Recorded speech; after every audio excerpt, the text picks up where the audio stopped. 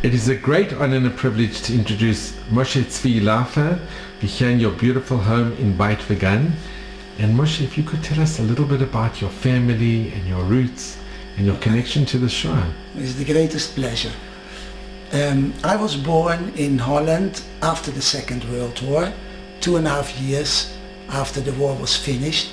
But as a child growing up, I heard many stories from my father about the Holocaust, and I was always so impressed with his stories that I asked him to repeat these stories again and again. And when I was much older, I decided to interview my father and my mother, Zichronim Livrocha, and also I heard a little bit from my sisters. 3 sisters were together with them in the Holocaust. 2 of them have got no memories, they were too small, but one, my oldest sister, has also got some memories. So in the end I decided to write a book about all the miracles that they went through and the suffering they went through in the Holocaust. This is the book, Mutzol Me'esh, based on the Pasuk, Hineze Ud Mutzol Me'esh, from the prophet Zechariah. And the book tells the story about my parents from when they were born actually.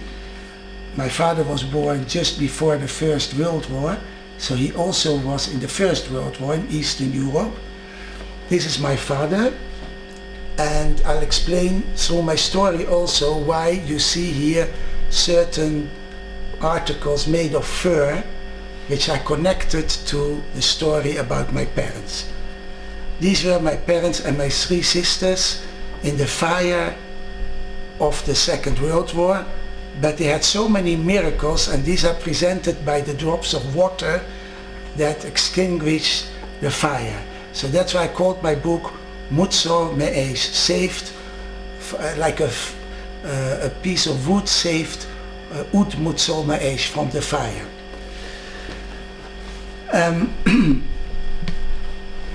Let me start in the middle of the story. A man was going in a death march, a Jew, and for 2 weeks he was walking from Buchenwald to Theresienstadt with many other Jews, and they got no food anymore.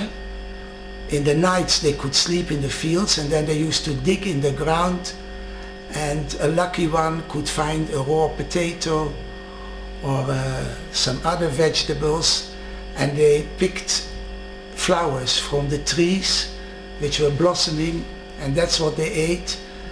And if they were lucky, they could find a little bit of water from a nachal, from a little stream, but many of them died on the way, and whoever fell was shot by the Nazis that accompanied them. Especially the soldiers that went at the end, if they found a Jew lying on the ground who couldn't walk anymore, they shot him in his head. And that happened to this Jew also.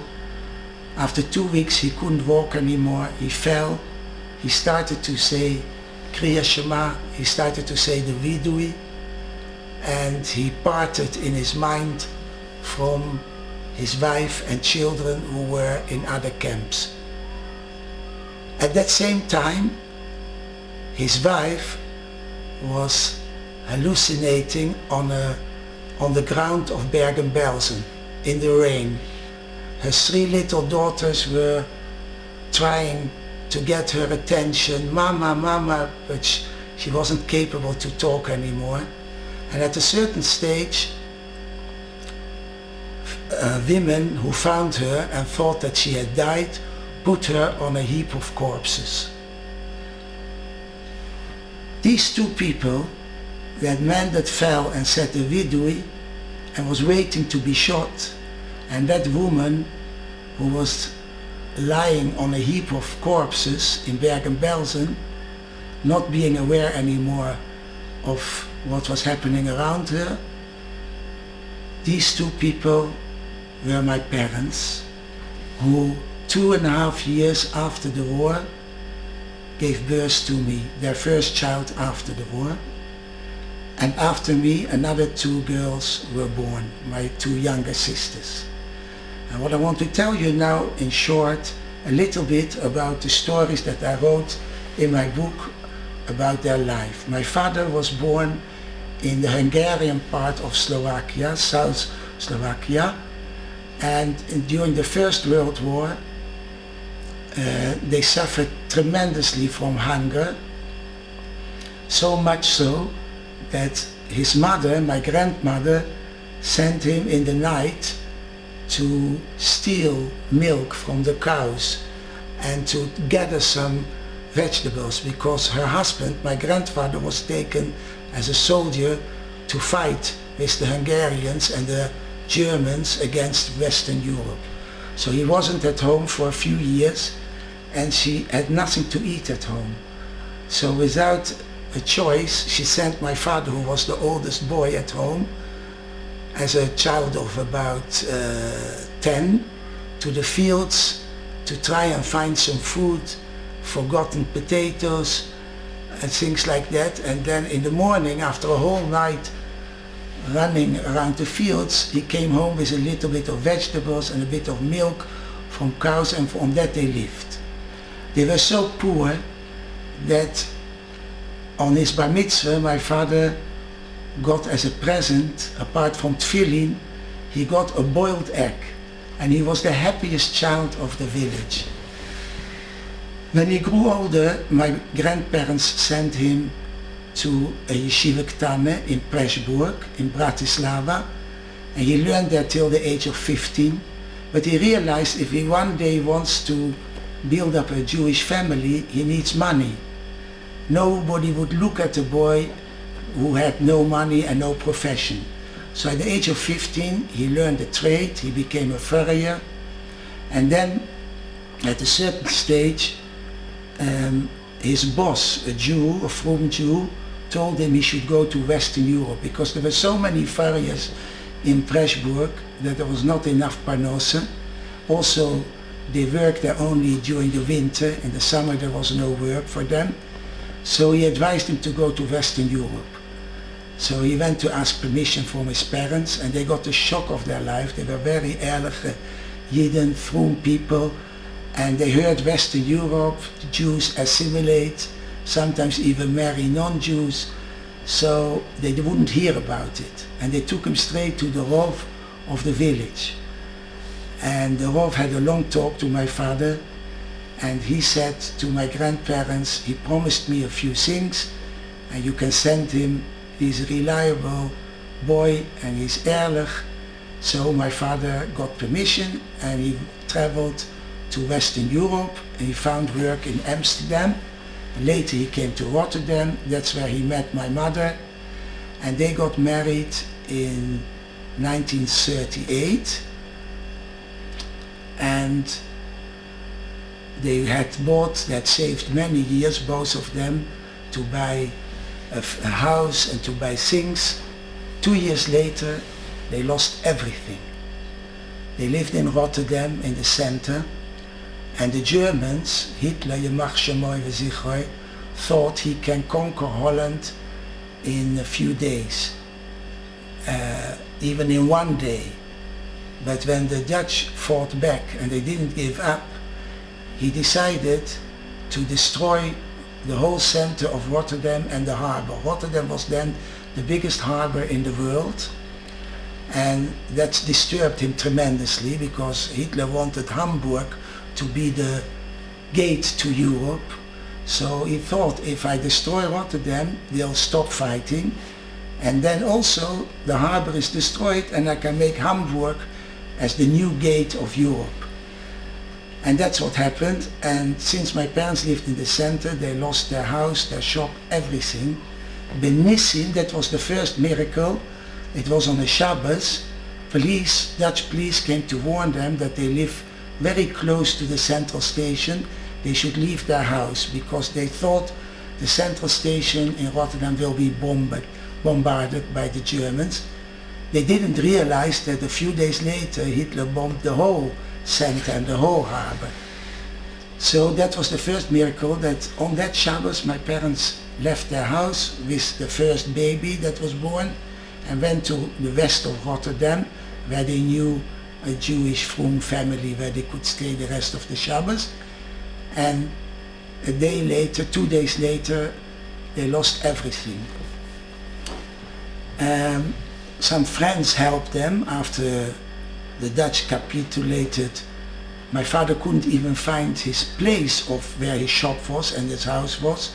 Everything was burning and in smoke and ruined. So friends helped my parents to rent a little flat with windows to the street, and there they started again. They got from big fur firms, Jewish firms, fur as a loan, and my father started to make again coats from fur, and slowly they, during the war, started to build themselves up. And then one day on a Shabbos, a German soldier knocked on my father's door, and he said, "I see that you have got fur in the window. Are you a furrier?" So my father said yes. First my father was in shock. He thought he comes to arrest him and take him to the camps. But that wasn't his interest, Bichlal. So he said, "My parents in Germany have got a fur shop and they can't get fur. And I see you have got here fur. I want to buy everything." So my father said, "I'm very sorry, today I've got Sabbath, and I don't do business on Sabbath. I'm a religious Jew." So this German soldier started to shout at my father, "Why did you tell me that you're a Jew? Did I ask you for it? You've got the dialect in your Dutch. I hear in your German, you're not Dutch, right?" So my father said, "No."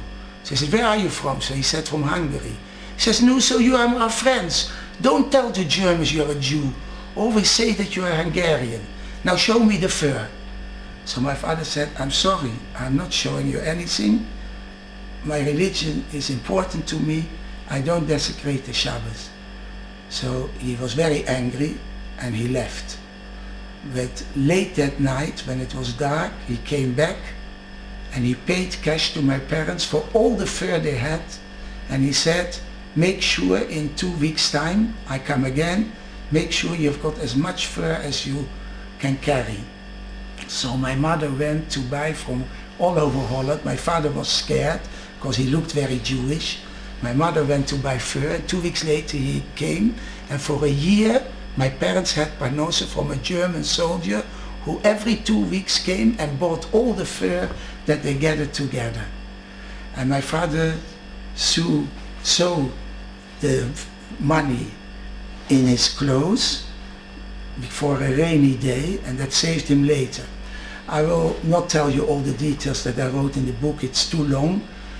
But at a certain stage, my father thought that if he is in a hospital, there was a Jewish hospital in Rotterdam, the Germans will leave him alone. That was of course naive. He didn't realize that they took all the Jews, ill, not ill. But my father had a friend who was a doctor, and he helped him to be hospitalized. Keilu, he was very severely ill, and he wrote a letter to my mother that her husband is in hospital, that if the German would come to arrest them, that they would leave also my mother, and in the meantime 3 little children they had, to leave them alone. But while my father was in hospital, the Germans came, took my mother, and they said 2 daughters. Apparently they didn't know about the baby that was born. My third sister, that is Bori, whom we are going to interview. And my mother brought the baby quickly to neighbors, Goyim, and she begged them to bring the baby to the hospital, to my father. And this Goyish woman, indeed, in the middle of the night, she was very scared, but she brought the baby in the darkness to the hospital, found my father, and put the baby on his bed and said, "Here, your mother, your wife and children, other children have been taken to the camps." So my father was there with a baby in the night of the hospital. 7 o'clock in the morning, 3 nurses came. They opened the door to check on my father, and they saw my father with a baby in his arms. And they said, "Mr. Laufer, what is this?" Now my father had a very good sense of humor, and he said, "Mazel tov, I got the baby in the night."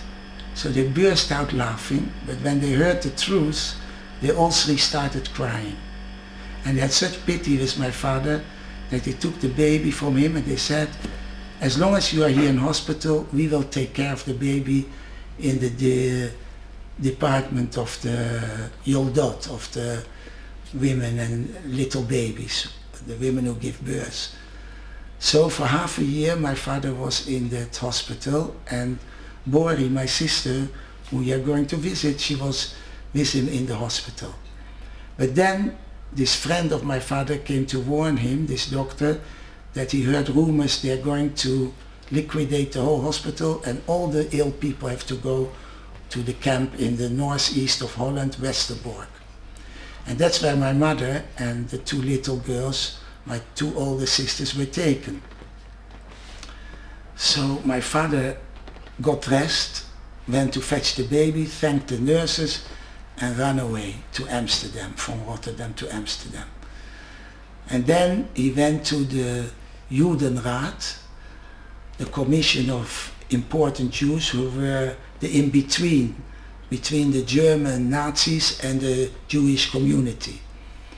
And already thousands of Dutch Jews had been taken to Westerbork, and from Westerbork every Tuesday they chose thousands of Jews and put them on a train to Auschwitz, Sobibor or Treblinka, and all of them were killed. The highest percentage of Jewry in Europe that were killed in the camps were from Holland. 73% of Dutch Jewry were killed in the camps. And my mother was temporarily there because my father had done another thing. His father, my grandfather, was still alive, and he had written during the war a letter to him and asked him if he could somehow, with shochat, with trying to bribe policemen, get a letter that Keilu, my father, was called up to fight in the Hungarian army with the Germans and Hungary against the West. And my grandfather succeeded to bribe a policeman, and he sent my father a letter with a tzav giyus, with a call-up for the Hungarian army, and with even a swastika printed on it. Keilu, the Hungarian army, together with the German army with swastikas, called him up to come immediately. Now, this was of course a big lie. Nobody in Hungary knew about my father. My father was born in Slovakia. He had no Hungarian passports. But he got this letter and he showed this Judenrat of Amsterdam, an important judge. He showed him this letter. He said, "Wow, I've never seen anything like this. I'm going to see how the Gestapo here will react." And he gave the letter to the Gestapo. And they saw the letter, they said, "This man must travel to Hungary immediately." So he said, "Yeah, but he has got no Hungarian passport, it's on the way." "Okay, he can wait."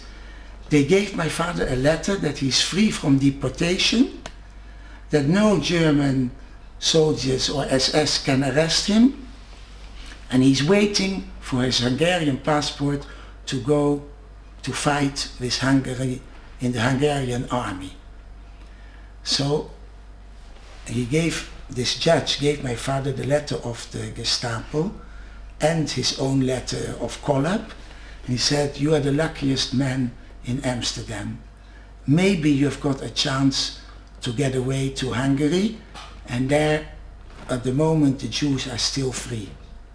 And my father said, "I've got no passport, no Hungarian passport." So he said, "So in the meantime wait here." So then my father said, "I want my wife to come home." So he said, look, they made a mistake, the Germans, that they arrested your wife because you have got a call-up for the Hungarian army. They shouldn't have arrested her and your children.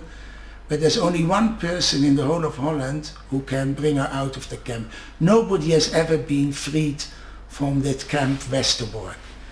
But you have got proof that they made a mistake. There's one person, she is a woman, she's the head of a secretary of the head of the Gestapo in Holland, and she organizes all the razzias and deportations of the Jews in the whole of Holland. She's called Fräulein Slotke, and she is in the big Gestapo villa in The Hague. But you can't get there because it's in forbidden army territory. Nobody can get there. No Dutch person, and for a Jew for sure not. But if you somehow manage to get to speak to her, maybe you can convince her to free your wife. So my father brought the baby, my sister Bori, to France, and he traveled to The Hague, and he went to the head of the police in The Hague, and he got permission to speak to him. And to his muzzle, that head or the commander of police in The Hague happened to be somebody who was not an anti-Semite, and he was even interested to help Jews. When he heard the story, he said, I would love to help you, Mr. Laufer, but I can't. I can even not go to this villa of the Gestapo. It's in army territory, near the sea. So how do you expect me to get you there? So my father said, please, please, he cried, think of a way. In the end, he said, okay, I'll arrest you.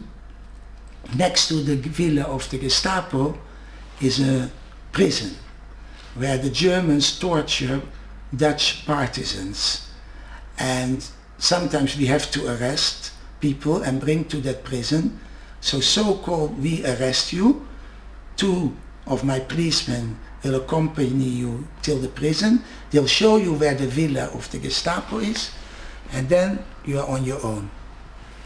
So my father said to him the whole way. The next day he went between 2 policemen, arrested. They took him, there was a Machson, you know, such a closure from German soldiers. They said, stop, halt. And the policemen showed them that he was arrested. They have to bring him to the prison. So they let him through. And there was another blockage. Everywhere they showed the papers that he has to go to prison. And they let him through everywhere. And then they came past the prison to the villa of the Gestapo. And there was a soldier standing there outside as a guard. And the policeman said, Mr. Laufer, now you're on your own, we have to go back. They turned around, and my father was in the lion den, Beguf ha'arayot. And he said his last Mizmor Tehillim, and then he made himself strong, because he knew if you show fear to Germans, you've got no chance. But if you show them that you are strong and you're not scared of them, you may have a chance. So he went to the soldier and he shouted at him in German. My father knew German because he was many years in Pressburg, where the Jews spoke a mixture of Yiddish and German. So he knew enough German to speak, and he said, Ich heiß Wilhelm Laufer. He changed his name Wolvele, or Willy in Dutch, to German, Wilhelm. Ich bin Wilhelm Laufer, and Laufer is also a German name. Und ich muss sofort sprechen mit Fräulein Slotke. I have immediately to speak with the head of the Gestapo, Fräulein Slotke. So the soldier got a shock. He thought he's some messenger from Hitler who came to speak to the head of the Gestapo. He saluted him and he said, Warten Sie ein Moment. Wait a minute, Mr. Laufer. He went into the villa, he came back. He said, Folgen Sie mir, Herr Laufer. After me, follow me. And my father went in the lion's den into the building of the Gestapo, accompanied by a German soldier. And he brought him through all the corridors and rooms to the main room where she was sitting. And he saluted again and he said, Herrn Wilhelm Laufer, bitteschön. please, Mr. Wilhelm Laufer, and he went back to his bootke. And there my father stood in front of her, and there were 5 other people sitting behind desks, working, writing. And she stood up and she said, Bitte schön, Herr Laufer, sitz hier, sit down. Mit was kann ich Ihnen helfen? What can I help you, please? She thought also, he's a messenger from Hitler or something. So my father said, I always thought that you Germans keep to your own rules. Gesetz ist Gesetz. Law is law. But you don't keep your laws. She looked at him, said, what do you mean? She says, I am a Jew, and you have arrested my wife and children. They are in Westerbork, and you had no right to do it. Here, I'm called up to the Hungarian army to fight together with Hungary. They are your friends, your colleagues, and you don't allow me to go because you arrested my wife and children. And he said, I'm a Jew, and you don't stick to the laws. Her mouth fell open. She looked with big eyes at my father like she saw a ghost. And all the people who were working there stopped writing, and they all stared at me. For a minute, it was quiet. They were all staring at my father, big eyes, their mouths open. That's what my father told me. They couldn't believe that a Jew had passed all the Machzomim, had entered the Gestapo of Holland, the main office, and nog shouted at the head of the Gestapo that they don't stick to the laws. They just couldn't believe it. After a minute, she got back to herself, and then she looked at the papers, and she saw the swastika, and that he had a call up. It was true. And then she asked my father, how do you know your wife is still there in Westerbork? Because who better than her knew about the deportations every week? Every Tuesday 1,000 people were taken to their deaths. And she thought immediately that there's somebody who informs from Westerbork, people outside the camp, who was taken and who's still there. She got that scared that there's an informant. She said, how do you know? So my father said, schauen Sie nach, look it up yourself. They were all the folders with all the details about all the razzias. By Germans, you can hit Jews, you can kill them, you can do anything you want with Jews. Aber Seder chayav liot, Ordnung muss sein. There has to be, everything has to be organized. That was the SS, that was the Gestapo. She started to look up, and after 10 minutes she found the date my mother arrived in Westerbork, that she was still there because her husband was waiting to go to fight. They didn't take her on the trains, that her 2 daughters were there, what she was working, in which Tzrief, everything was written by the Germans, everything was organized. You can do with Jews what you want, but it has to be organized. She saw that it was true. So she said, Herr Laufer, Sie haben eine Schweine. Mr. Laufer, you have got muzzle. You are a lucky man. I see it's true. Indeed, we made a mistake. Tomorrow, 3 o'clock, your wife will be back in Amsterdam, and then you can immediately travel to Hungary.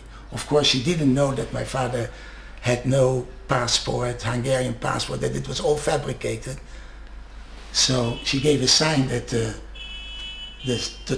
discussion was finished, and my father left this time as a proud Jew. He left the Gestapo. And this time he wasn't scared.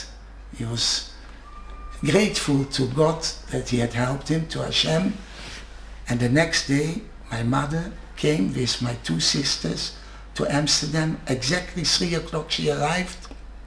She said in the morning, the Germans came to her, where is Mrs. Laufer? You and your children.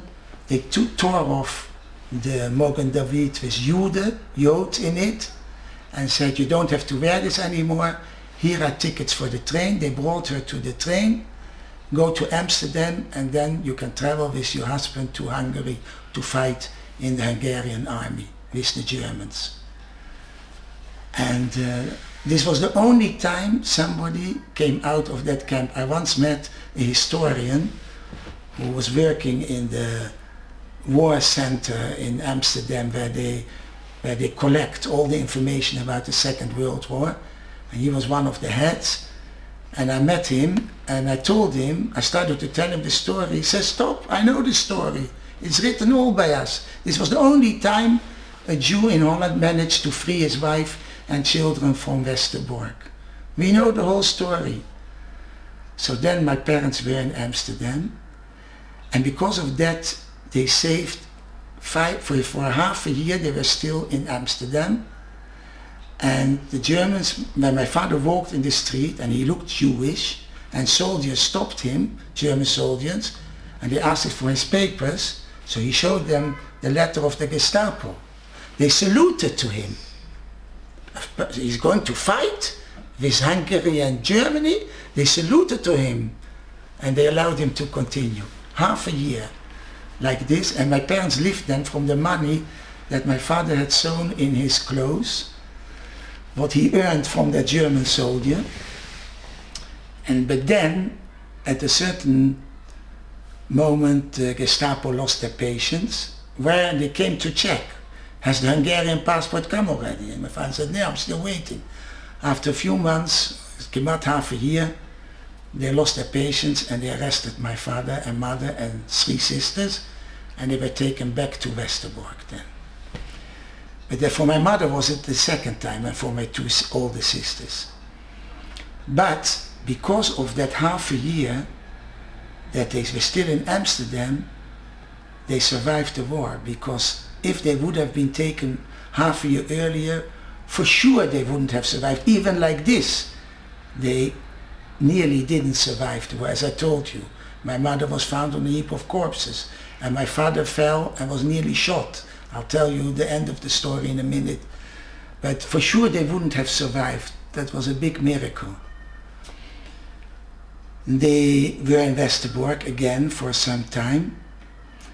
And there was a Jewish boy and a Jewish girl who wanted to get married.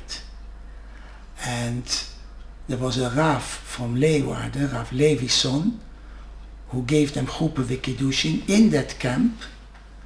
And another couple who had a special house because she was a doctor, a Jewish doctor, so she got a special little house on her own in the camp.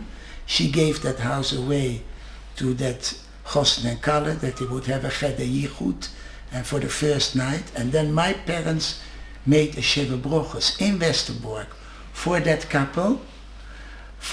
My father had to go around the camp the whole day with a cylinder, metal cylinder, to disinfect the whole camp, every corner. So he could come in cellars where there were potatoes and gezer, and other vegetables, so he hid vegetables under his clothes, and from that my mother cooked a Sheva Broches for Jews, and they celebrated. That was the only time there was a chasene in Westerbork, and my parents made then a Sheva Broches. Anyway, then shortly after that, they were taken to different camps. My mother and my 3 sisters, the 3 little girls, were taken to East Germany, an hour from Berlin, to Ravensbrück. And that was a women's camp and children camp. And my father was also taken away with a group of Hungarian Jews to Buchenwald in East Germany. And there my father had to work as a slave for 1.5 years. And he was always so hungry. There are many stories that happened to him there. I can't tell you everything, it's all in my book. But I just want to tell you, at a certain moment, he was so hopeless that he spoke to Kodesh Baruch Hu. He davened every night. When they came back from the work, he found a dark corner and he davened Mariv. And there were Nebuch Yidden there who lost their religion, and they started to shout at my father, "Why are you still davening? Where is God? Where is Kodesh Baruch Hu? Look around you here. You still believe?" So I once asked my father, "What did you answer these Jews?" So he said, "I didn't answer them, but you can't, under such circumstances, you can't answer people on that subject."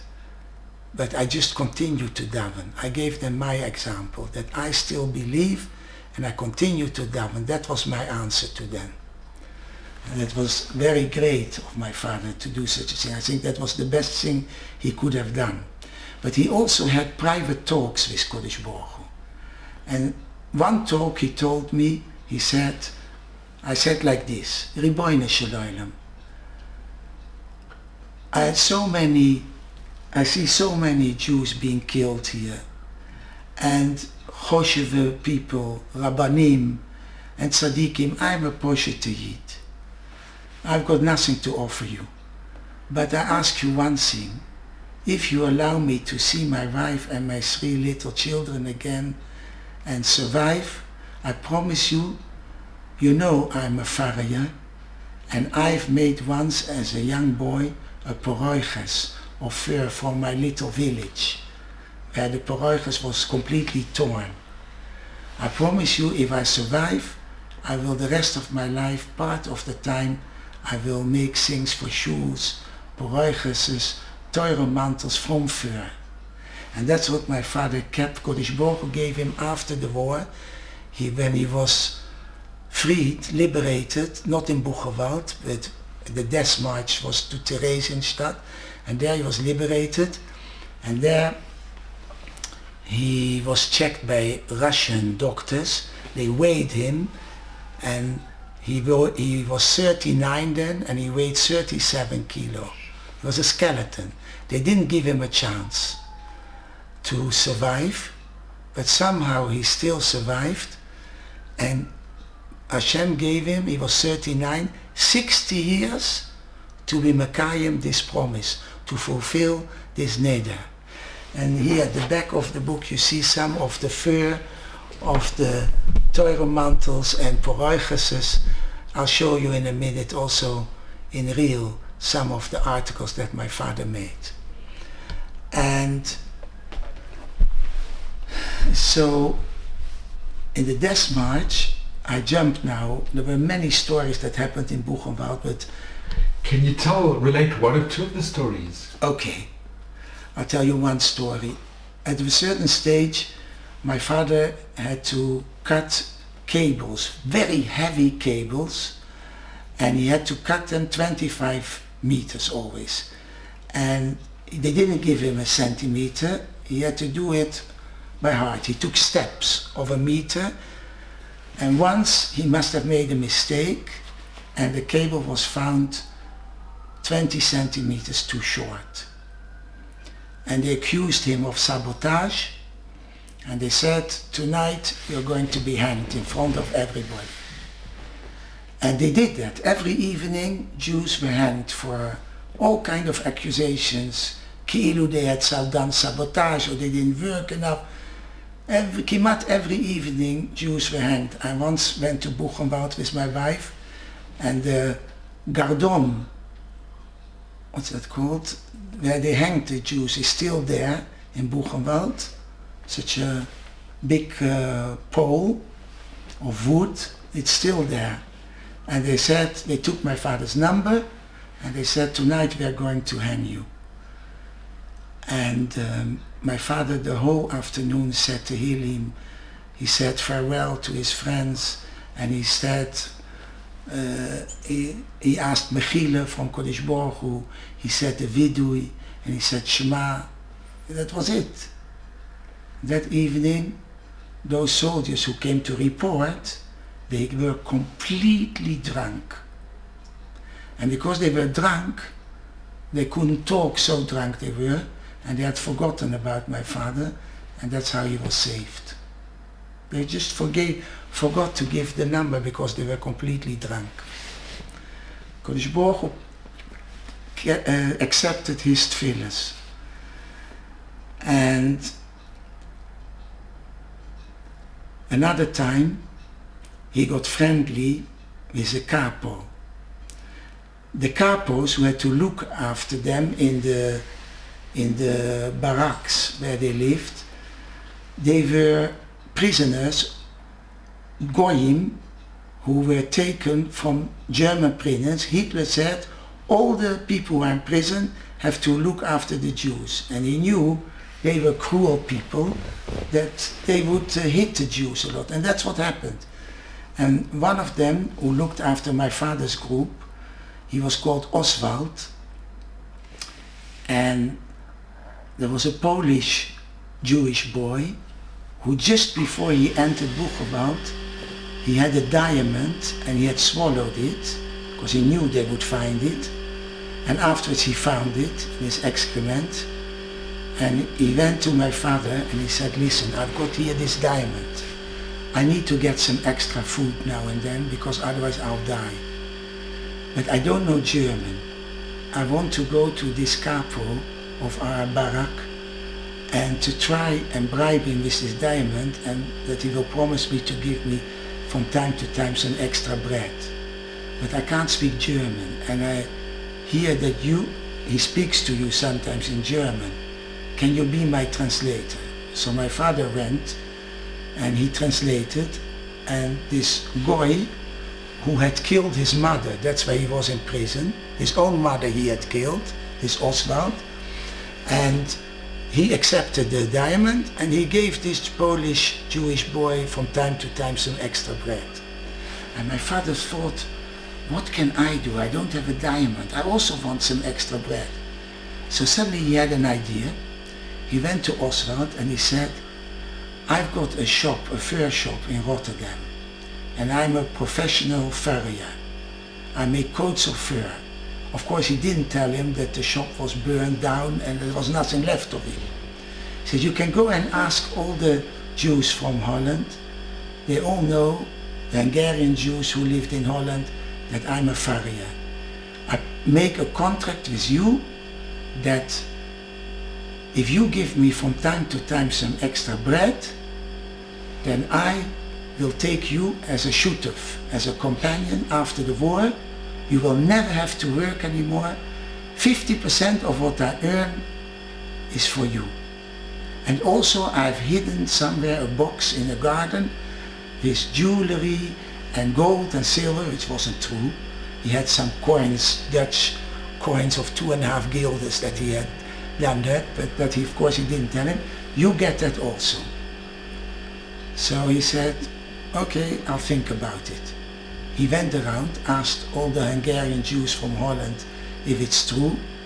After a few days he came to my father with paper and a pencil and he says, Laufer, write me the contract.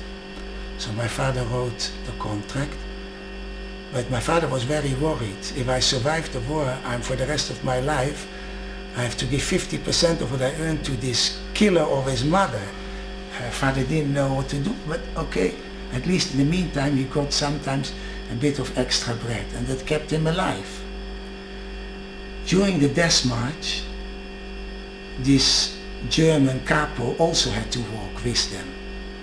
And he realized that the war was soon going to be finished. It was already in March, April of 1945. And the Germans knew that the war was lost. So he knew they would put him back in prison. So at a certain stage he looked. If the soldiers weren't looking at him, suddenly he ran into the fields.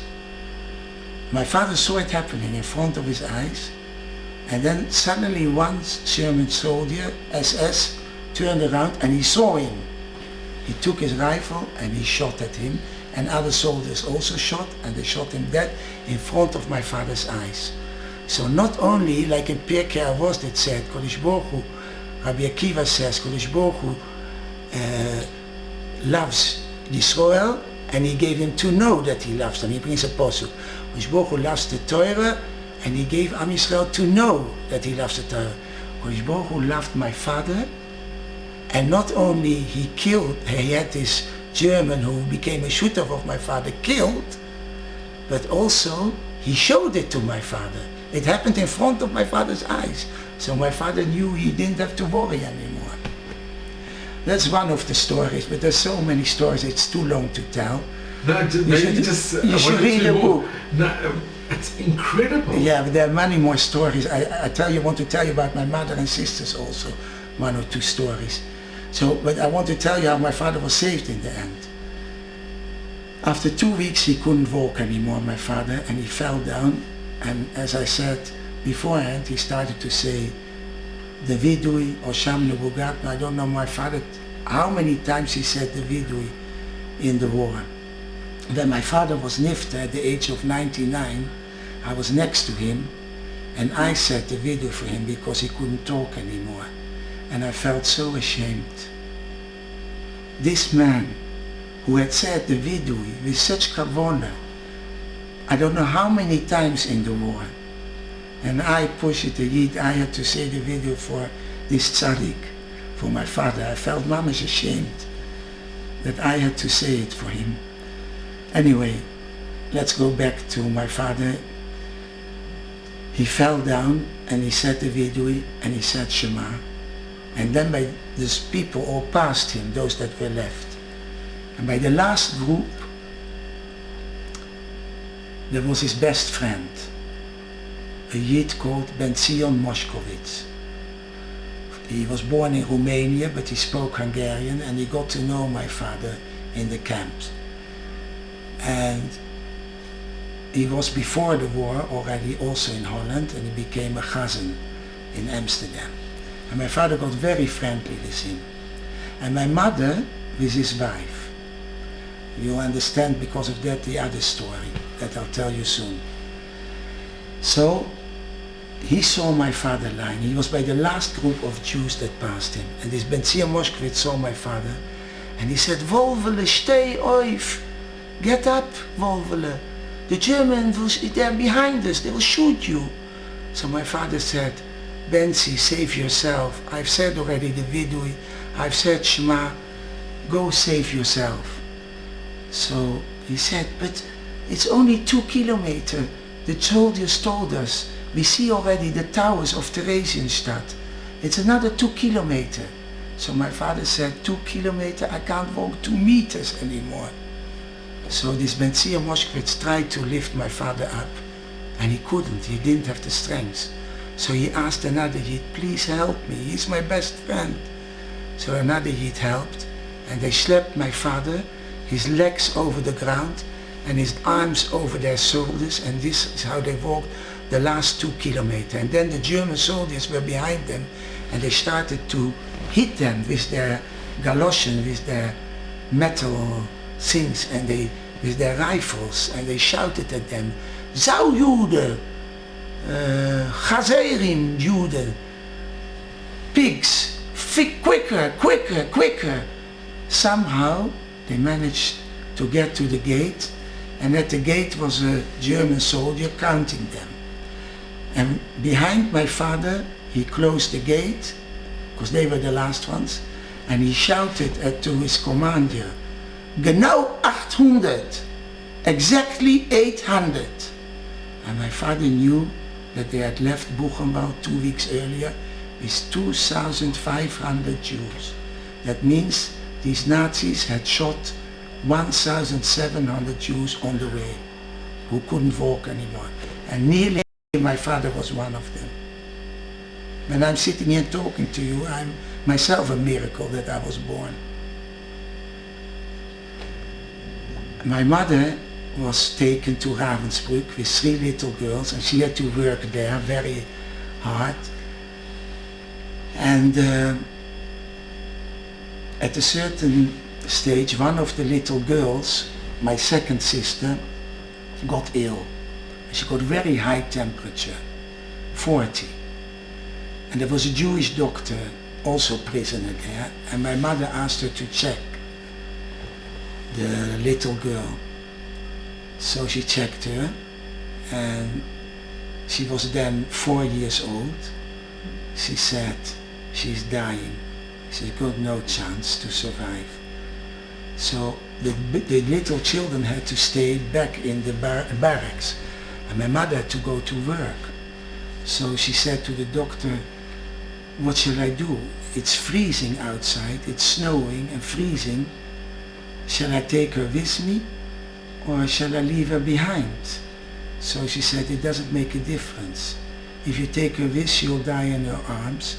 And if you leave her behind, tonight when you come back from the work, you'll find her dead. So my mother decided, if she's going to die in a few hours, let her better die in my arms. So she took her with. And they had to stand there a few hours, appel.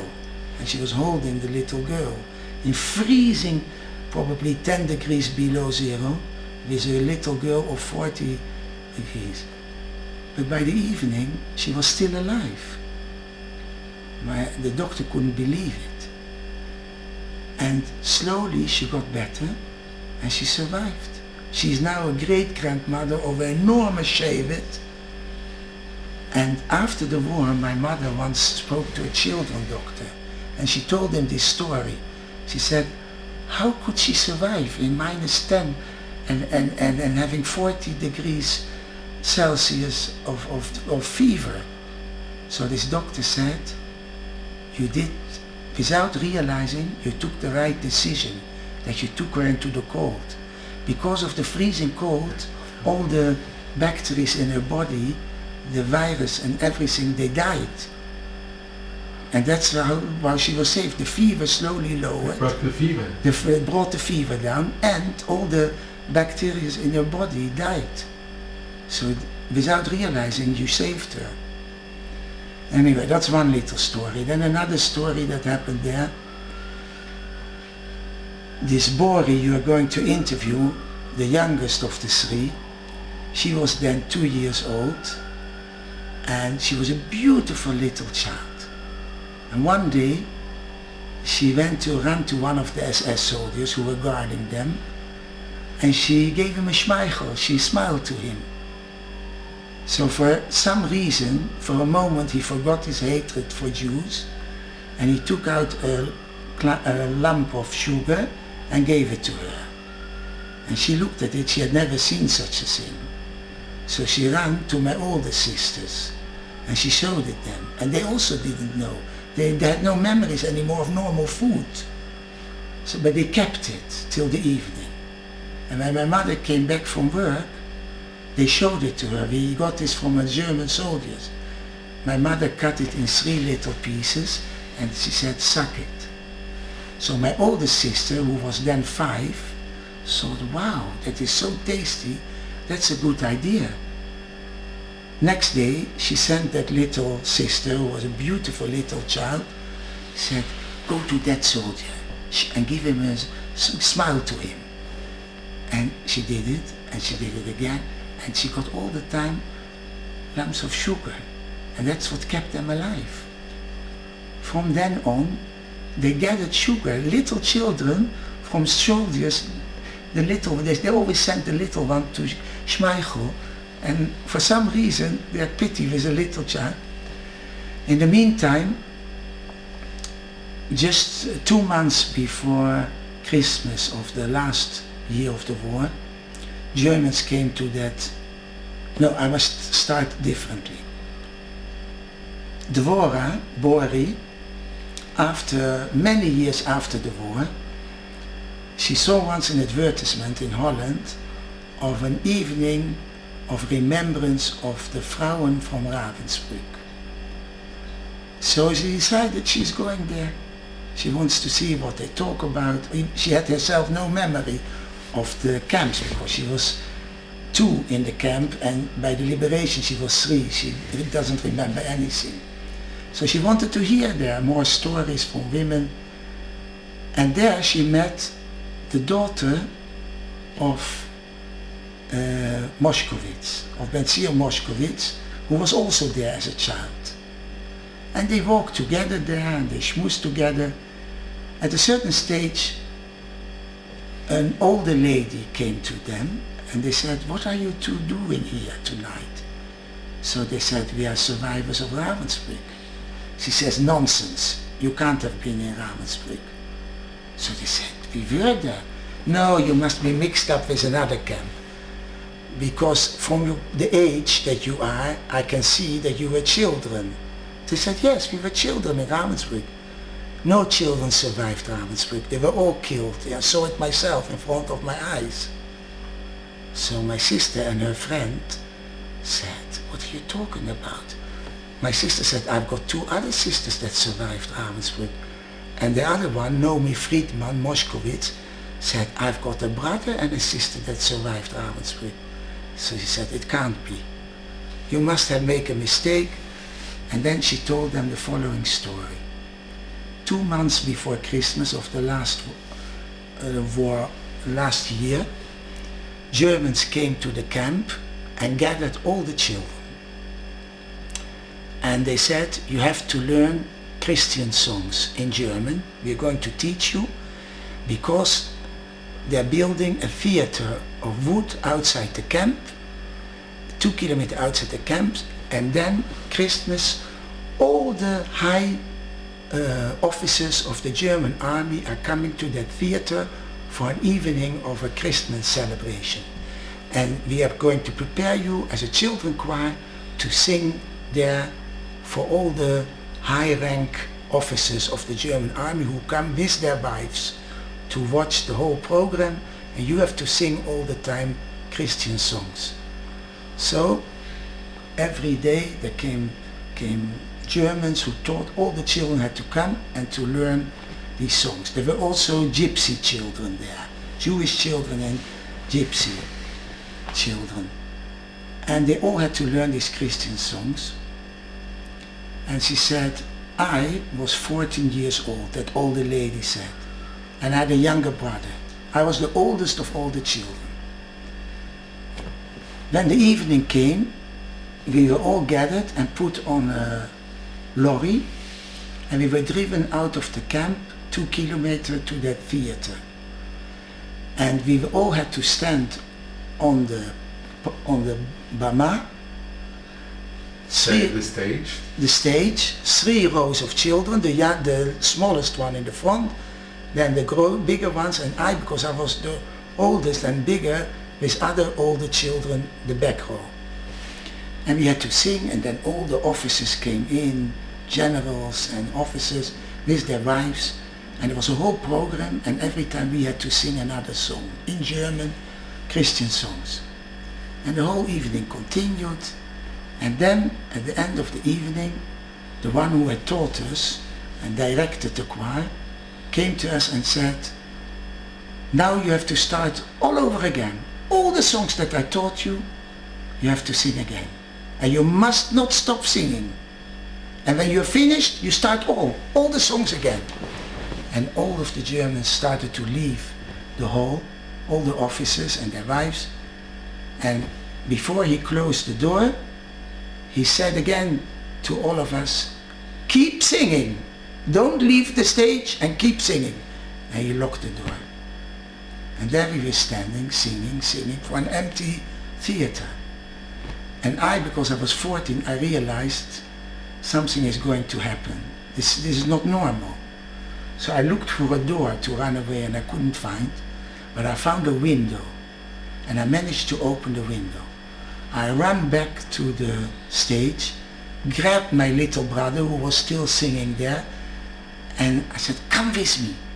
We ran to the window and we jumped out. It was ground floor, and because it was pitch dark, the Germans didn't see us.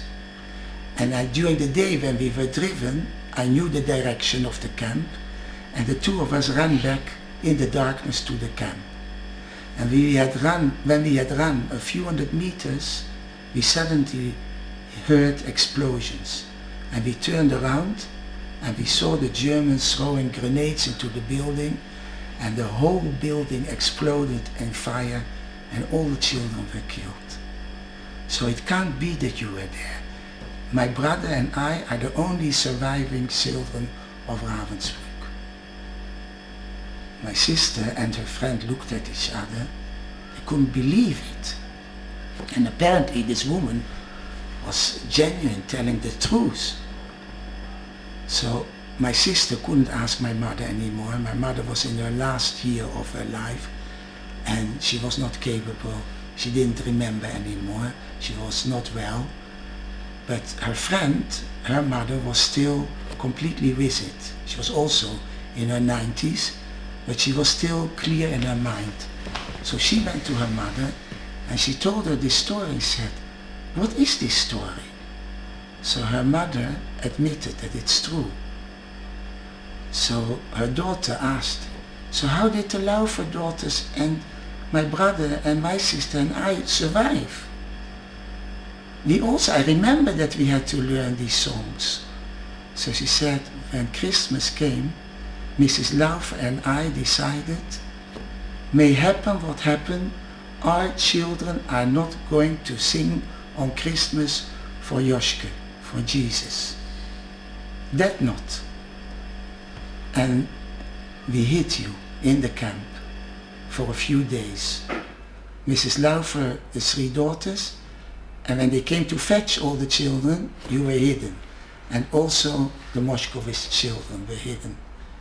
And after a few days, there came new transports to Ravensbrück or from other camps. And among those transports, there were also children.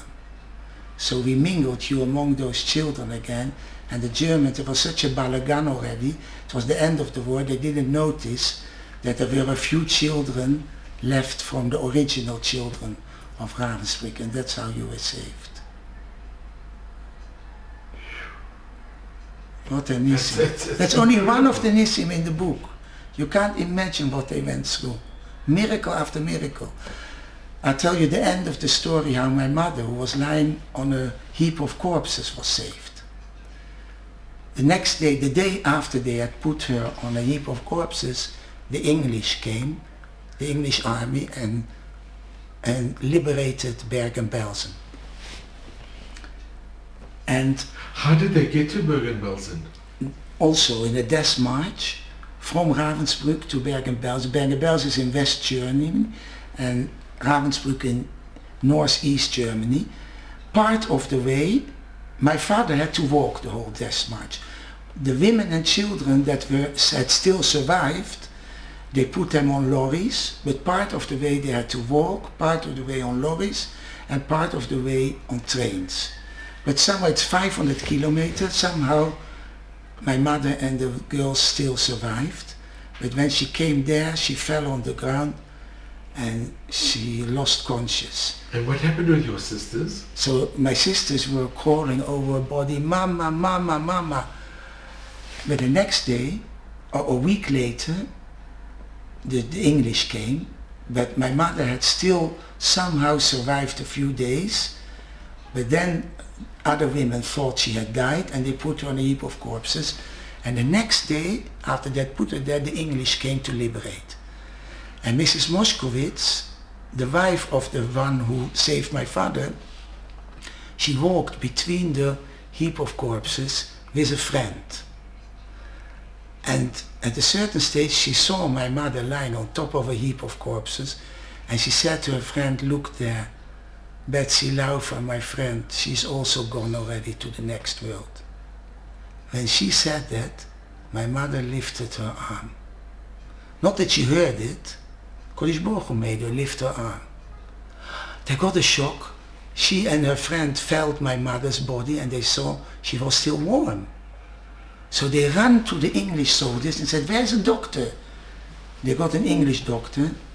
He checked my mother and he said, "We've got so little medicine, we are not going to waste our medicine on a woman who is dying. In a few hours she'll be dead. I'm very sorry, I leave her here."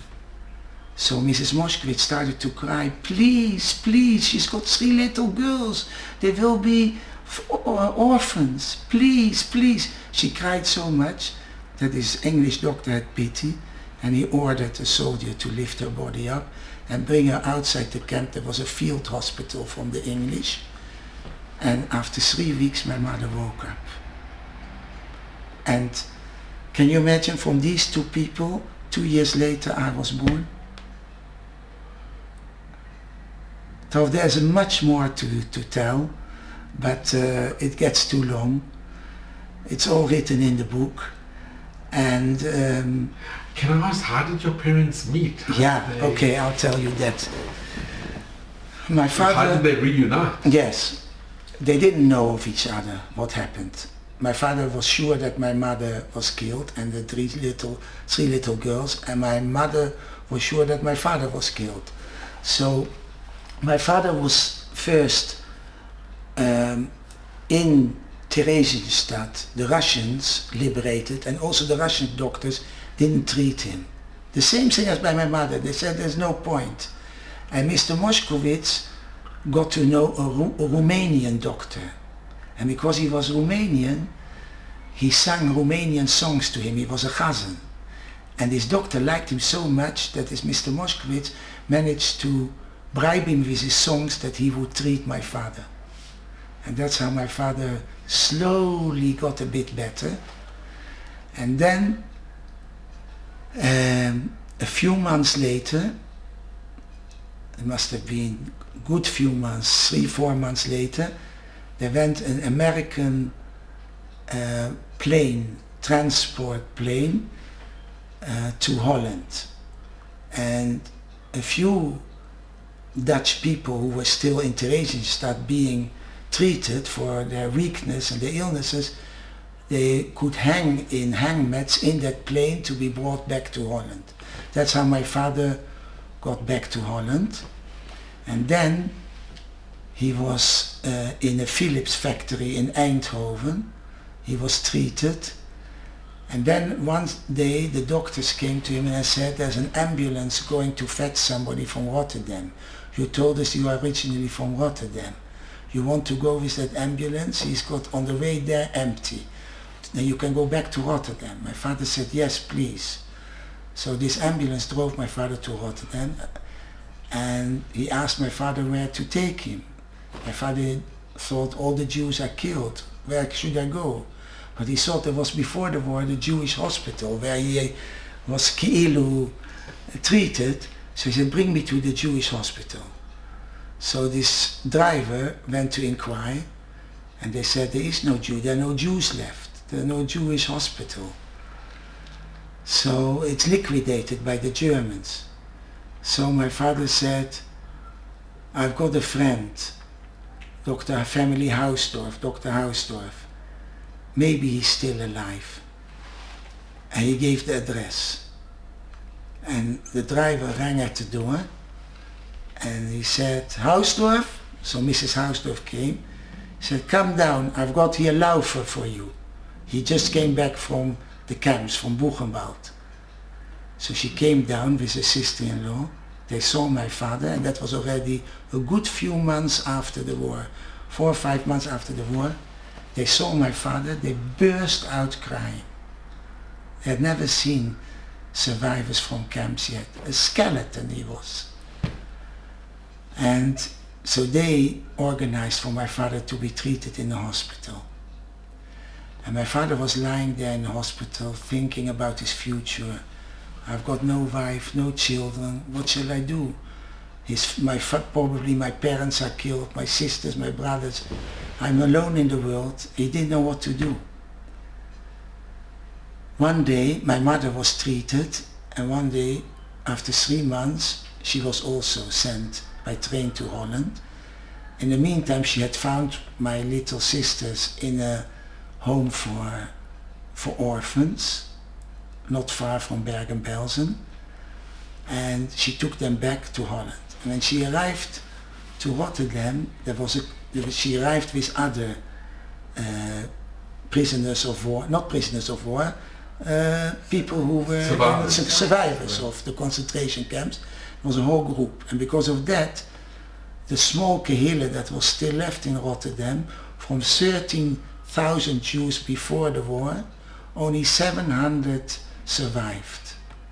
But there was a small community, and they came to welcome these survivors of the camps. And among them there was one person who had known my mother and my father before the war. And he said, Betsy, how are you? He says, well, what can I say? I lost everything, but at least I've got my 3 children still. So he said, but your husband is alive. My mother said, what? He survived the war. Where is he? He came the other day from Eindhoven where he was treated to Rotterdam. He's in the hospital. She said, which hospital? So he gave her the name. So my mother asked to be taken immediately, and she was brought to my father, and my father he told me, he was just lying in bed. Ribono shel olam, where can I go? What shall I do? I'm on my own. Suddenly he hears a voice. He had his eyes closed. That is our father. This is our papi. And my three sisters saw a skeleton. They couldn't remember him. And suddenly they were told by my mother that this was their father. And my father opened his eyes. There he saw his wife and three daughters. Yeah. So it took still a long time. My father was 10 months in hospital. And but then finally he came out, and the doctors told him he's cured apart from one thing. His lungs are still not okay. He had holes in his lungs. He must go to the Swiss Alps for a month at least. From the Swiss air his lungs will become cured. But my father had not a penny. How could he go to Switzerland? But suddenly he remembered that before the war he went home every Pesach to his parents, before he had married my mother. Every Pesach he went home and he put money aside that he earned. My grandparents were so poor that they didn't own the house where they lived. They had to pay rent. And they were so poor they couldn't pay even the rent, kemat. And they were mamish suffering. So my father, with the first money that he earned in Holland, he went back and he bought their house. And he remembered, he had papers that he had bought for his parents their house. So he spoke to my mother and he said, let's go to the village, Joka, and try to get the house back. And then I've got money. I could go to Switzerland. So they traveled, they borrowed money, and they traveled by train to Bratislava, the capital of Slovakia, and from there to the village, Joka. And they took in Bratislava a lawyer with them, because they realized probably some people are living there. And they went to these people and they showed them that this house belongs to them. They started to scream at them, get out, get away. So they went out with the lawyer and said, what can we do? So he said, let me go inside and talk to them. He went inside. After some time he came out and he said, listen, I threatened them that I'll make a court case against them. So they got a bit scared. But the truth is, between you and me, you don't stand a chance, because all the judges here are anti-Semites and you won't get anything. But I managed to persuade them that if I don't go to court, they'll give you 3,000 Czechoslovakian kronen, which is a gelächter, which was maybe the value of the door. Yeah, it was a little sum, but he said, take it, because you won't get anything more. And if you go to court, you won't get anything. Take these 3,000 kronen and leave it. Go and work and you earn your new money. So my father listened to him. He took from them 3,000 kronen. And then my parents heard from this heat that there was a kosher hotel restaurant opened after the war with money from America, from the joint, I think, in the Tatra mountains in Slovakia. High mountains like the Alps, for people who had to get their koyach back. So my father phoned from Bratislava to this kosher hotel restaurant. How much would it cost for him to come with his wife for 1 month, to stay there full pension? So they worked it out. They said 3,000 kronen. Can you imagine? The exact amount. Shalach lachmacho al panei hamayim ki besoiv yomov timtzeenu. When you send your lechem onto the waters, in the end you'll find it back. Because my father looked after his parents, Kodesh Baruch Hu gave him exactly that amount back that he could go with my mother to the mountains for a month, and there my parents got strong again, and a year and a half later I was born. Yeah. I want to show you. Can I just ask, before we show, what happened to the rest of the family? To your parents, my grandparents? My mother's parents had died before the war. She had a sister though. She was an orphan, but with her sister was her everything. And her sister got married, had one child, and my mother met her in Westerbork. And my mother had this letter that her husband has to go to fight in Hungary, but her sister had nothing. And a few weeks after she was with my mother in Westerbork, she and her husband and the child were taken on a train on a Tuesday to Sobibor. And 3 days later she was killed, gassed. My mother found out after the war. Her only sister she lost. Oh, my mother had uncles and aunts, they were all killed. My mother had nobody left after the war. Her only sister was killed. Her parents had died already, and all her uncles and all her cousins, they were all killed. And my father's mother also had died before the Second World War, but his father and sister, who was married with her husband and also a child, were taken from the village to the ghetto in Bratislava, and from there at the end, towards in the summer of 44, they were taken to Auschwitz and killed. So my father, afterwards my father found out that one brother was left alive. He went back to Slovakia, and my father got in contact with him, and this uncle smuggled himself to Holland because he had no papers, no nothing. So he got advice from somebody. My parents got advice from somebody, and they told him over the phone he should smuggle himself into a Skoda, Czechian Skoda car that was exported to Germany and the Netherlands. And that's for a week he was hidden in a car, on the ground of the car lying, and slowly from station to station, and each station they took off a few cars, till finally he came to Utrecht, and there my mother heard about it from this friend who did businesses like. Somehow my parents found him, and he lived illegally by my parents 2 years.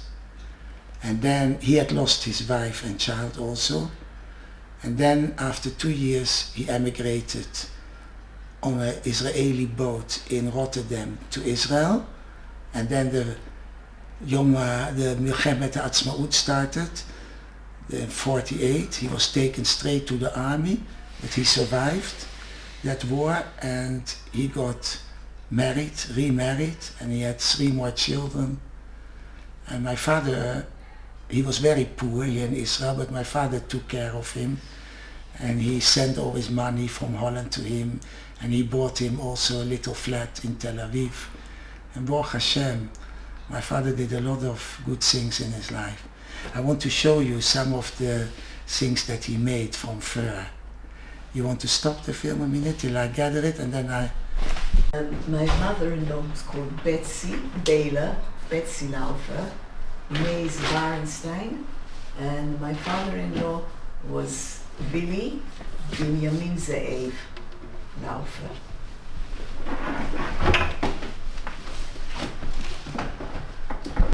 This is Ben Zion Moshkovitz, Zichrono Livrocha. He saved my father at the death march, and this is Mrs. Friedel Moshkovitz, and she saved my mother from the heap of corpses. And these were their children. These 3 children were in Ravensbrück also. Who survived? And this boy, like me, was born after the war.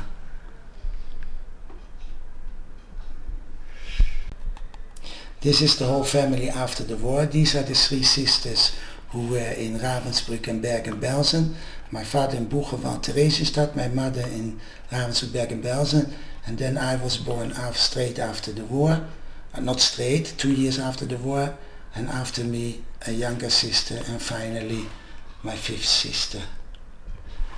And here you can see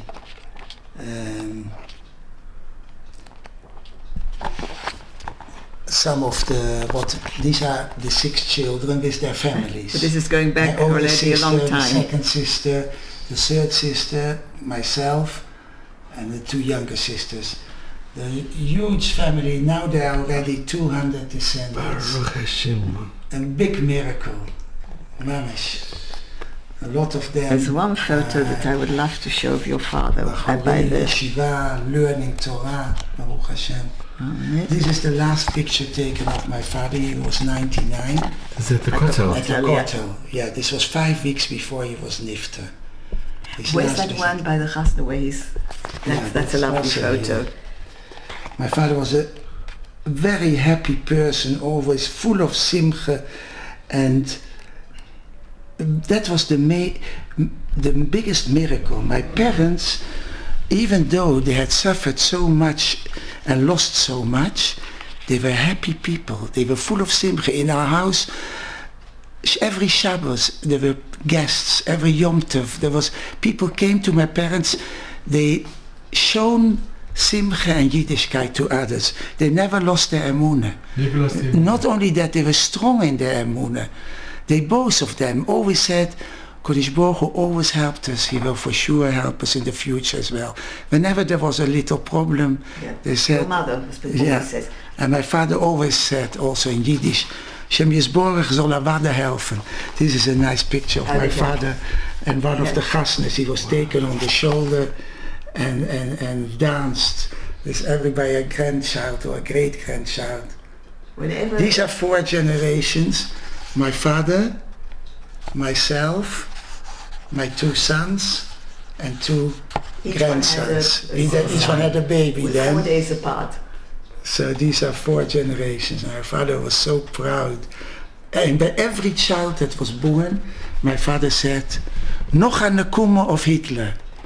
Another revenge on Hitler. Yes, nekama on for Hitler. Yeah.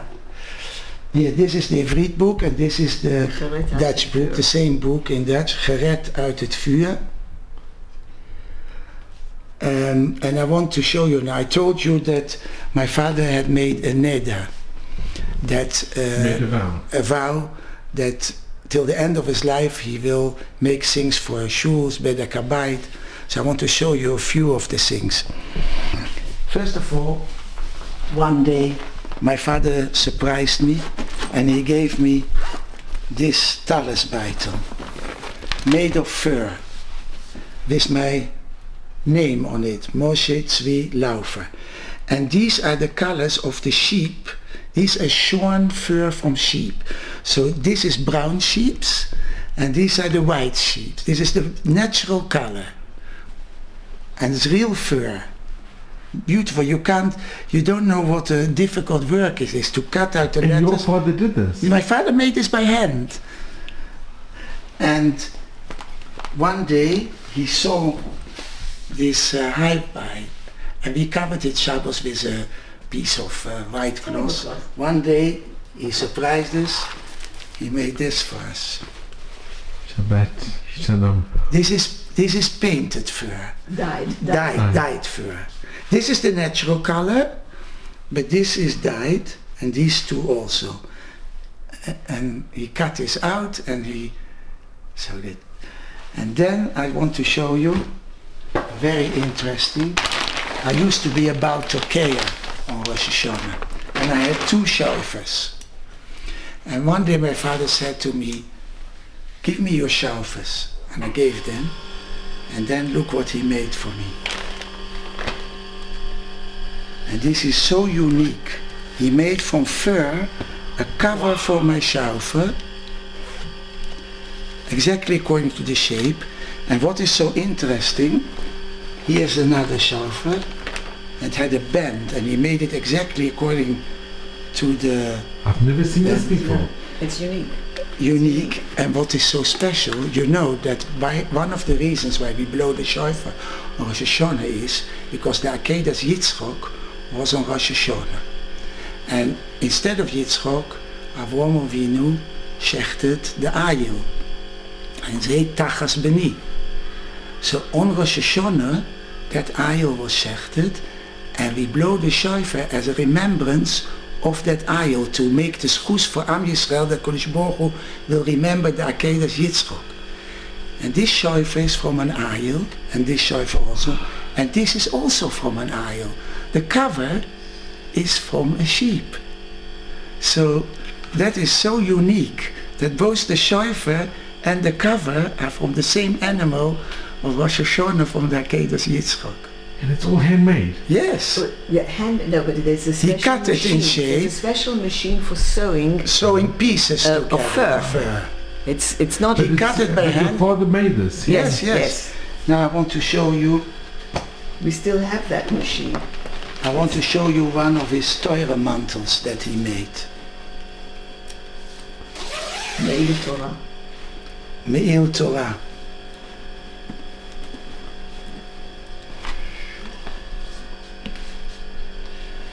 Eitz Chaim Hi. Torah Hi Eitz Chaim. And this, he made many, and 2 years ago, my 5 sisters, it was the initiative of Bori, who we are going to interview in Holland. She had the idea and she pushed for it that we should have a Sefer Torah written. And we did it. The 6 of us, my 5 sisters and I, and my sisters in Holland came here, and the Sefer Torah was presented to the shul where one of my sons was the initiative. He took the initiative for that shul, and also he downs there for the Omut on Rosh Hashanah, and that Sefer Torah will be used now also. Rosh Hashanah is a mantle that my father made. And what is the name of the Beit Knesset? Hechal Zorach in Rehovot. And your others donated to the Great Synagogue in Yeshua? Yeah, my father made a parochus for the Great Synagogue in King George Street in Jerusalem, and also the other big shul, Yeshurun shul. Both of them have a parochus, and there are a few other shuls. I've got a smaller parochus here, and in Holland there are a few shuls who have got parochus of my father. Here on the book, on the back of the book, Ve'an. This was the first parochus that my father made in the Kehille Rotterdam after the war, the 12 Shvotim, and this was drawn by his friend Ben Zion Moshkowitz, all the Shvotim, and my father cut it out in fur. And then he had written on the parochus, my father wrote, Shomer Yisrael, Shemor She'eris Yisrael. The Shomer Yisrael, Kodesh Baruch Hu, please guard what is left from Yisrael. Oh, and another thing, that he made a chuppah also. Oh yes, my father made a chuppah from fur, and all his grandchildren and great-grandchildren marry under that chuppah. And your children as well? Yes, sure.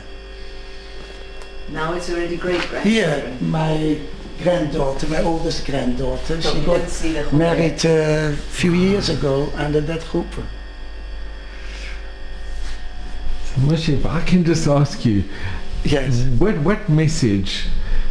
What message Yes. Do you impart to your, not only to your children and grandchildren and great-grandchildren, but to all the future generations? My sister Devorah, she was years ago for weeks in hospital here, not herself, but one of her grandchildren got burned very severely. And she was then helping to look after her grandchild. Baruch Hashem, he came out of it. But in the hospital she got contact with people who take care of cancer patients and give them simcha in their life. Some of them it's the last stage of their life. And she got very friendly with that couple who organized it. And they made an organization called Zichron Menachem after a son who was called Menachem, who died from cancer. They're called Chaim and Miri Ehrenthal. And my sister Bori was so impressed with their work that she decided, I survived the war. I don't have memories for the war, but I could have easily been gone. And Kodesh Baruch Hu gave me a big matana. He let me survive the war. I want to do something back. Here are ill children. I want to do something for them as gratitude to Kodesh Baruch Hu that I was saved, my sisters were saved, my parents were saved. And she took upon herself to organize in Holland every second year a camp for cancer patients, for children from Israel. And she is busy the whole year with it. She makes the money for it, she organizes it. It's a grand success. Many of these children have died, unfortunately, but they got at least at the end of their life some simcha, madrichim and madrichot go with them, they sing with them, and it's a fantastic Kiddush Hashem. And I think my sister got another sister, two sisters here work for Yad Sarah. They feel they have to do in Chesed something back.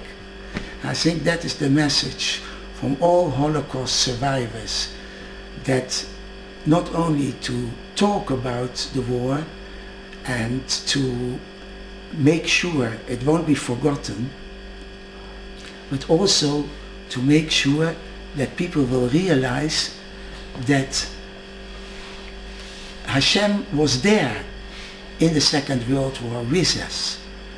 Many people ask the question, where was Kodesh Baruch Hu in the Second World War?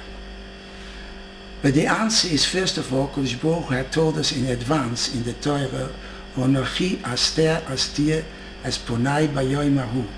I will hide myself. There will come a period in the Jewish history when it will be difficult to see where Kodesh Baruch Hu was. But there are people who ask this question, but there were also people who never asked questions, like my parents.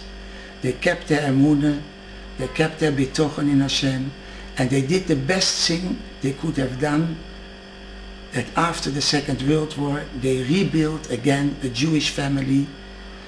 They shown Yiddishkeit to their surrounding, and they were zorgen to live here in Eretz Yisrael and see their children, grandchildren grow up with Torah and mitzvahs. And I think that is also a message of the Second World War, that we should not look at the way Kodesh Baruch Hu brought this about as only negative. Kodesh Baruch Hu did enormous miracles for individuals. It's not always easy to see, but by my parents and my sisters it was so clear that Yad Hashem, the hand of God, was behind them and after them, and be looking after them in every little detail. And that, I think, is an important message when people read about and hear about the Second World War. They should not only be disappointed and sad, they should also look at the positive sides of people who rebuilt Yiddishkeit after the war, who had the spiritual strength to not sit and raise their hands, but to work. People who set up Jewish youth movements, Moisters, the Ponevisherov, the whole of Litte was destroyed, all the yeshivas were gone, and he rebuilt it. He had the strength, even though he suffered himself, he had the strength to rebuild Yiddishkeit. Like my parents did in their way, he did it in a big way in Torah. The Kloisenburger Rebbe, he lost a wife and 11 children in the war. And he rebuilt Kloisenburg Tzanz in Netanya and in America. He had the strength to rebuild Yiddishkeit. And that is the amazing thing, Am Yisrael Chai Le'ol Me'at.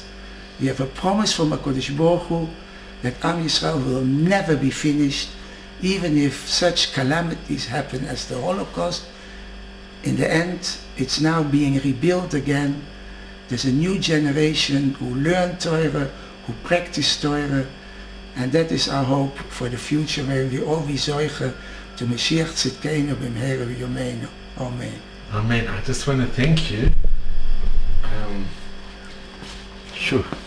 Moshe, this is the book that you did in Dutch, and we really need to do it in English. Yes, I think I the know. story is, there are no words. Yeah. It is Nissim and Niflot.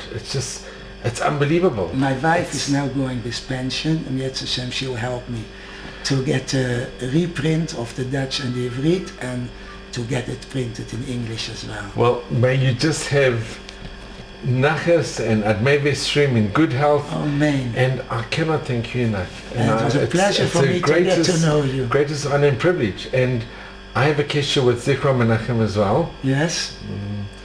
Patients of mine actually from the parents, and we associated with Zichron Menachem. When you go now to Dvora, to Bori, you'll hear much more about it. Well, I want to Yes, thank you Hashem. so much. It's a pleasure. And only all of Hashem's blessings. And kol hakavod that And you do thank you. this work. It's very important. These films are very important for the future generation. Well, I'm extremely grateful. Yeah. Bye-bye.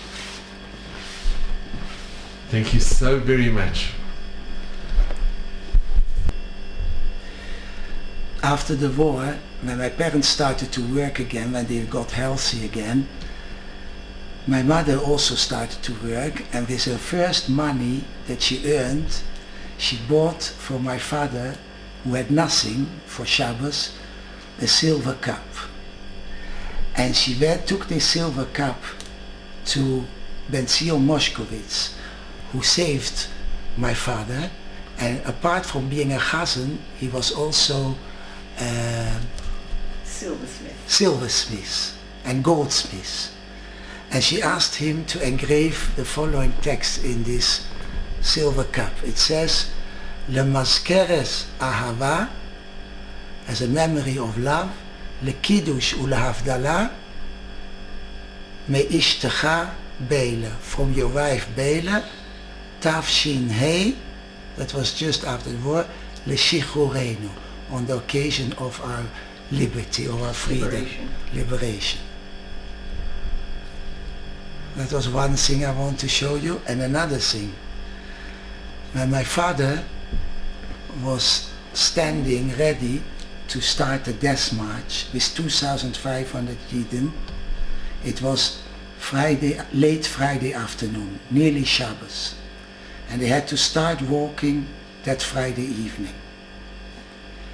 And next to my father was a Frume Yid, a Munkatsche Chosid, and he was saying Tehillim, a certain Mizmor. And when he was finished, my father asked him why he said this Mizmor. He says in Munkatz it's a minhag by us that before Kabbalah Shabbos we say Mizmor Kuf Zayin, which speaks about 4 types of people that David HaMelech says have to bench Goimo. And one of them is who was imprisoned against not being guilty. And when he comes out, he has to bench Goimo. And it says that all the psukim refer a person who was ill, person who went in a desert. So my father made another neder then. He says, if I survive, from now until the end of my life, I will say every Friday evening between Kabbalah Shabbos and Ma'ariv Mizmor Kuf Zayin. And before my father died, he asked me and my sisters that we and our descendants should also continue this minhag. So every Friday evening, one of my sisters had it printed and plastic, Mizmor Kuf Zayin, and we say that every Friday evening between Kabbalah Shabbos and Ma'ariv. But then there was another Yid standing on the other side of my father, and he was also a Frume Yid, and he said, Wolvele, he knew my father, I think he was called Nathan Berger, and he said, Wolvele, ich bin schon ein alter Yid, I'm too old, I won't survive this. We were told that we are going now for weeks to walk. I won't survive this, but you are younger than me. Maybe you'll survive this. Here, take this. I smuggled it into Buchenwald, a little siddur, and I davened always from this, but I won't survive. You take it from me. And my father took it from him, and before he died, he gave it to me. And it's in my vitrine among my silver cups. I've got always this little siddur that was on the death march from Buchenwald to Theresienstadt.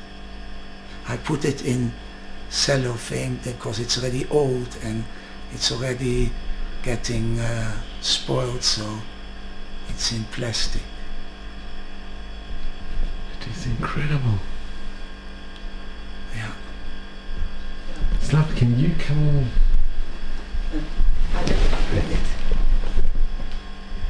I just want to thank you both. This is the most unbelievable. It's just there are no words when you hear the story. It's just.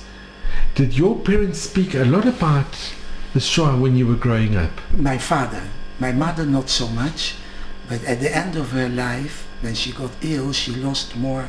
She was very strong and she lost then control over herself, and then she started to talk much more. So then we interviewed, my sisters and I, we interviewed her also, and we heard much more then. But Judith's parents were also. Yeah, but her father was in a Hungarian work camp, Munkatabor, and her mother was in Auschwitz. But they never spoke about it. I know nothing. And your whole family, everybody remained from? Yes, yes. And all the children, Yeah. It's nice. It's unbelievable. It's unbelievable. It was my mother's hood. My mother was very strong. She had very strong emunah. And both of you, I'm in awe. It's just amazing. It's incredible. We were not survivors of the Holocaust, but we lived it. We're second generation. Yeah, very much lived it. Especially I with my father. I walked to shul 3 times, half an hour there and back, every Shabbos. And on the way, my father told me pshetlich about the Parsha, wortlich. When he was finished, I always asked him, tell me now about the war, about the Holocaust. I was living it. And he would tell you. And he would tell me he everything. Spoke about it, yes. And that's why I had all these stories in my head my whole life. I was imagining myself, Ki'ilu, I went through it myself. But you know, there are a lot of second generation survivors as well, because there are survivors that are so traumatized. And both of you are amazing. Because both her parents and my parents were happy people, and they lived Yiddishkeit in a happy way. So we didn't suffer. My parents left, when we left Hungary, people were escaping after the revolution.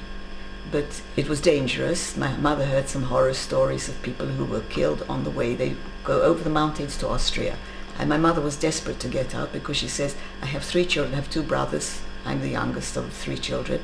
And she says, I want to bring up Jewish children. And here in a communist country, it's not going to work. There's no way we're going to do it. But she was still too scared to go. So my father applied for permission, and after several months they got a permit and they left. But she was the one who fought for it to get out of Hungary because of us. And well, you should both be just blessed. And maybe stream with all of Hashem's blessings. Amen. Amen. And for you I am also so for this grateful to you. important work that you do. Amarach Yitbarech. Toda raba raba. Im kol halev.